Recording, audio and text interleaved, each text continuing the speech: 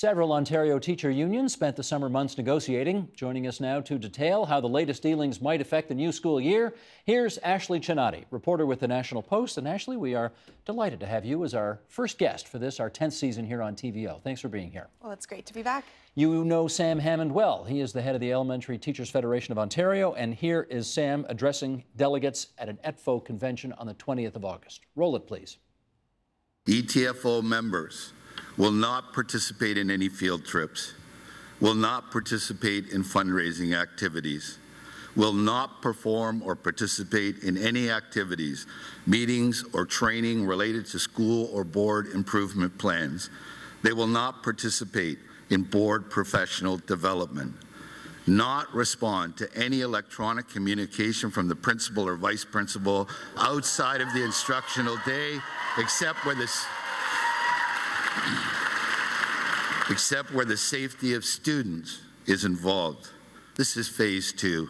And if we cannot get a deal at that table and get it sooner rather than later, as I said on Monday, OPSPA, Liberal government, you are in for the fight of your lives.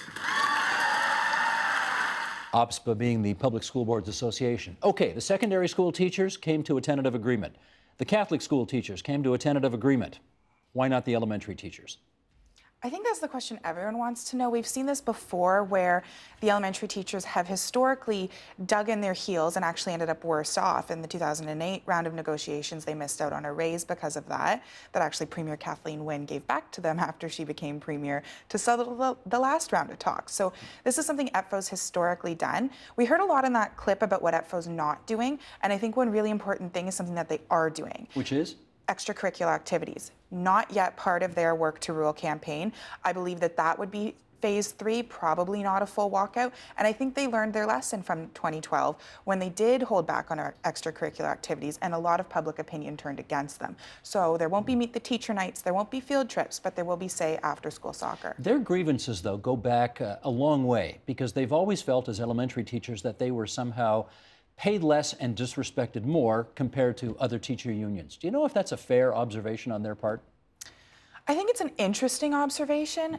I think I understand where elementary teachers sometimes come from in that because they have to know their students and they're more responsible for them in a direct way, I think, than sometimes in high school when they have different classes that rotate around. But the reality is when you're teaching grade 12 physics, that's a specialty that requires a different level of education and is compensated differently than elementary teachers. And I think that's always been a source of tension there because there is a lot of special skills that go into managing a classroom, especially these days when they have mixed classrooms with a lot of different needs and teachers adapting to not just that, but often, ESL students or kids with, trouble at home, and that comes into the classroom. Sure. So what was the magic that the OSSTF and OECTA managed to find that ETFO has yet to find? Well, from what we know so far, because the deals are supposed to not be public, but of course these details always leak out, there's been a total of about a 2%, 2.5% raise phased in over a couple years, but not one this year. And I think a key thing was that the government and the school boards caved on class size and a couple other areas which teachers refer to as a professionalism, which is their ability to determine what kinds of diagnostic testing they want to use in the classroom, their ability to determine how and when they set up their professional development time or their prep time for marking and planning classes. But the government still insists that the settlements have been net zero, meaning if we give you more money in this hand, we're taking it back in the other hand. Is that in fact been the case? I think we're waiting for the government to show their work on that. So we don't know that yet. We don't know that yet, and I think that's the burning question for Education Minister Liz Sandals and Premier Kathleen Wynne. They have already once before spent hundreds of millions of dollars to calm teachers and reopen contracts right after the Premier took power in 2013, and they've frozen the education budget starting next fiscal year and the fiscal year after until the books are supposed to be balanced. So where is this money coming from? If it's not coming from teacher salaries, is it coming from closing schools? Is it coming from merging school boards? That's what they really need to tell us. This, of course, has been the first round of bargaining that has taken place under the new system, meaning the local issues are bargained locally with local school boards and the bigger financial issues are negotiated with the province-wide. Can you come to any conclusions yet about how well it's worked or not?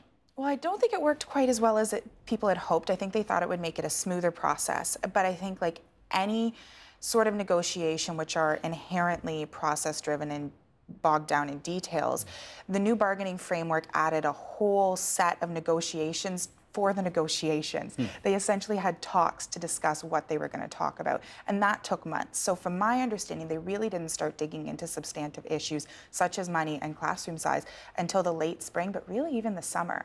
So maybe next time the new bargaining framework will really have an effect. Where it might be important is this fall, because these are central. This is a central deal. It's still tentative. Members have to ratify it.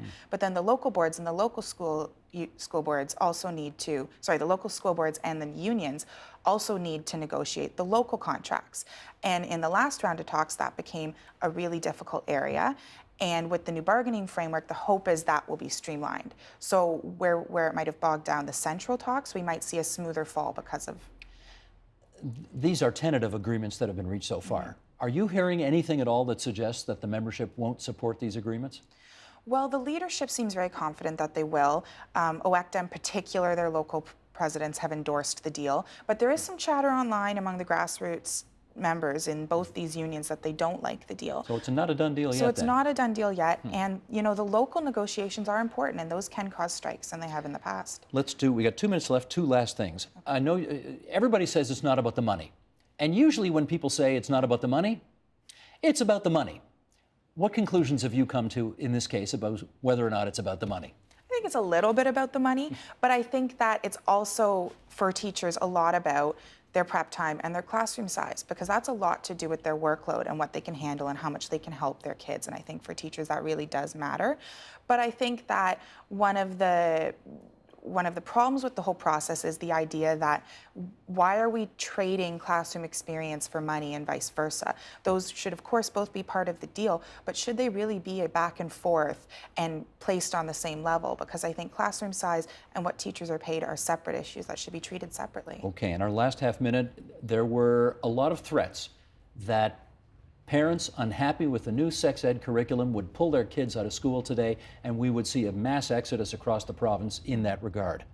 What was in fact the case? So I talked to several of the largest school boards last year, including Peel, which is the largest in the province, and they said they have not seen a mass exodus. They haven't even seen an increase in calls asking about how to homeschool children. Now, the thing about class lists is they aren't necessarily finalized till a couple weeks in the school year. So whether a bunch of parents just didn't send their kids today and didn't realize they have to go through a lot of paperwork to homeschool, that remains to be seen.